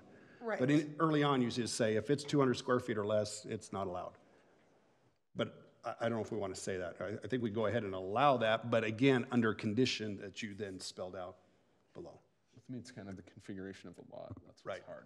Yeah, like I said, it's... Because if you have a big piece of, you know, asphalt and it makes sense to put it in front. I think you got it. I think we'll have to experience it for a little while. And we're gonna have to. We're gonna get a bad one. That's what's gonna happen, right? I think you got the majority of it from what I saw. You didn't seem to want really any kind of exception for like a larger side yard. When we had talked and shown you the examples, you kind of just said, no, it just really needs to meet the setbacks. So we didn't deal with that. We just kind of dealt with this weirder, large front yard. Did we adjust the 1 foot? I can't remember. I couldn't see it there. We were going to go with a 1 foot setback against the buildings. We did not do that. I want that personally. I don't know why we have so much dead man's land that just becomes nasty and ugly. But, yeah, I've got 3 foot and it makes me crazy. I think 1 foot is realistic. I think 3 feet starts to become annoyances on both sides or a waste of wood use. for the spiders. Huh? That's where everybody stacks the wood for the spiders. Correct. And that's where I think a 1 foot's more realistic. So you want a 1 foot side yard setback instead of 3? Yes. Again, it has to be in the rear yard, not the side yard. Correct. Okay. Keep going. Let's go through these real quick, and then building elevations, we changed this a little bit, so I'm gonna kind of go through this piece by piece. So, you're gonna have to help me, Craig. Remember what we did on this one? What we say is it has to be, the material and the colors have to be compatible with the house. One of the things we talked about, and again, this is kind of something you can weigh in on, is we said, well, there are older homes that may have vinyl siding or maybe a different kind of house. Do we then still want it to be that material? We went ahead and said the use of vinyl or aluminum siding is prohibited. Again, that was an ad that we made, saying that we basically wanted it to be, you know, stucco, hardy, something like that would be fine. But then that might not, match the main structure, correct? And that's why we changed it to the word compatible instead of like, it doesn't have to be the same material, but it needs to be, you know. Can't be like a blue and pink shed. But not allow the metal or vinyl aluminum siding. So there are exceptions, of course, because there are exceptions to everything. If you're in an agricultural zone and you've got animals, you can do metal and none of those requirements apply. Build more of those. Right? If you're less than 200 square feet, you don't need a building permit. If you're smaller, then we're just saying it has to be compatible in color, but not material. I mean, if you get this, we're not gonna make you get a little stucco, you know what I mean? Perfect. That was the idea of that. Again, if it's greater than 200 square feet, then it needs to match in the color and materials. Great, good, I'm in compliance. More like that, Thank you. right? Matchy. Sounds good. Let's do more of those. Yeah. Especially with the pool in the backyard. We added this because this question does come up a lot. If it's a pergola type structure like this, again, we said it just needs to be 3 feet from the property line. If you want to change that to 1, then that's up to you. It kind of depends. I'm not as worried with that one, to be honest, because I would like 1, but you want to go 1? Cool, done. Honestly, I But don't this care. question does come up, so we Yeah, wanted just to make it clear to people that that's still a I think structure. 1 it foot needs might to- make more sense because then people would do things that are creative. I think we Yeah. need to allow, like your video said earlier today, we need to allow people to get creative. If you want 1 foot, I don't care. Do this. That's really, unless you have other questions, that's kind of the major changes. The building elevations. It does talk about, and I don't have an example of this that's great. So you can reduce the setback to 1 foot. There is still obviously a fire code, a building code requirement that they will have to deal with. Yep. But I think is where the 3 feet came from in the first place, because they have to have 6 feet of separation. So if you build at 1 foot, then your neighbor can't build at 1 foot too. For a 200 foot by 200 Well, if foot it's 200 square shed, feet, you come don't on. get a building permit, so technically nobody cares. But if it's bigger, and then drainage, but we tell people to deal with that. The other one was, it does say that if you are building a shed in your backyard, or detached garage in your backyard, and that's the side yard of somebody else's house, then you have to maintain that 10-foot side yard. We don't want you 1 foot from the property line if your neighbor's bedroom window is right there. In this situation. And that's shown up already in right there. here. That's already in there. Yep. In this situation, if you're in the side yard of somebody else. Right. If you're in the backyard of somebody's backyard, then it's fine, but Right. we don't want you that close to somebody's Side yard to house. side yard foot, Yeah, but yes, side yard to front yard, no. yeah. Correct. Right. Any other questions? Craig, we did something else. What was it? I took some stuff out. Oh, we did the combined coverage of the, it used to just say coverage of the rear yard. We did combined side and rear yard. Yeah. Because we talked about, sometimes it doesn't always work. Let's see, the height is kind of based on lot size, so if you have a larger lot, you can do taller. Miss anything else? Oh, we changed corner lots. So it said on a corner lot, your side yard had to be 20 feet because that's what we require in a subdivision on a corner lot. But we have a lot of subdivisions that are PUDs that don't require 20 feet. They may only require 18 feet on the side yard or 14 feet on the side yard. So we changed the corner to be whatever it is in your subdivision. It didn't make sense if your house Yeah. can be 14 feet that we would make your shed then be 20. Yeah. So, no, I would probably argue, just let them put it right up on the property line. I actually think If they have a property line- fence, because I think property line makes the most sense on those, but I'm 1 foot off the property line, personally. on the corner, Because see, as long as it's behind the house, Because I'll be honest, I have this house and this I do too, and lot, I'm gonna put mine right on the and property I line. have a huge side yard, which would make it so that now I have to put a big shed 20 feet away from my house Yeah. versus 40 feet away from my house. And so from an aesthetics perspective, I won't do it because it would look ugly. But I think that's. And again, I would argue, if it's, as long as it's, if you've got a corner lot, if it's behind the house, then I would be fine if it was on the property line. If it's a corner lot, but it's the side of your house, I would still say it has to meet the side, the regular corner lot setback. Sure. Does that make sense? Yeah. Yeah. Because we say that everywhere else. If you're in the side yard, then you have to meet the house setback. I think that makes sense. But if you're behind the house, then I think it should be a foot or whatever you say it's gonna be. I think a Okay. foot, just to be consistent. That way you just have to say you're a foot from the property line. Yeah. We don't talk about public utility easements because I don't think that belongs in our ordinance, but that obviously is a thing, and if there's a utility easement there, That's up to they have to them deal and with the it. utility easement. Yeah. So, They'll find that And out we when they tell dig them their that, and they- foundation. Figure it out, yeah. When they're Supposed But to, we yeah. do give them the plat, and we do let them know that there's utility easement there, but. Perfect. Okay, Okay. this is a public hearing. Public hearing, Then do your okay. first. Very good. We'll go ahead and open the public hearing. Anyone wishing to make comment, please do so. We will go ahead and close the public hearing then. Thank you very much. Any further discussion then from, Bryn, I had a related commission. question. Do we allow detached ADUs or not? ADUs, Detached, no? Okay. we did years ago, but that got taken out Does of the that need to ordinance. be written in here, or that's already somewhere else in there? No, because it's not listed as allowed, then it's not allowed. Not Okay, allowed. thank you. okay? Any other comments or questions? I move to make a motion. Go ahead, Adam. I move to recommend approval of this ordinance to move, or item 3. What is it? 4.3. 4.3, To move to city council with the change to 1 foot setbacks from the property line. I'll From the- second that. In the side, Side there's a lot of and rear. setbacks in this chart. The side setbacks, side and rear setbacks. Side and rear. Including corner. Okay.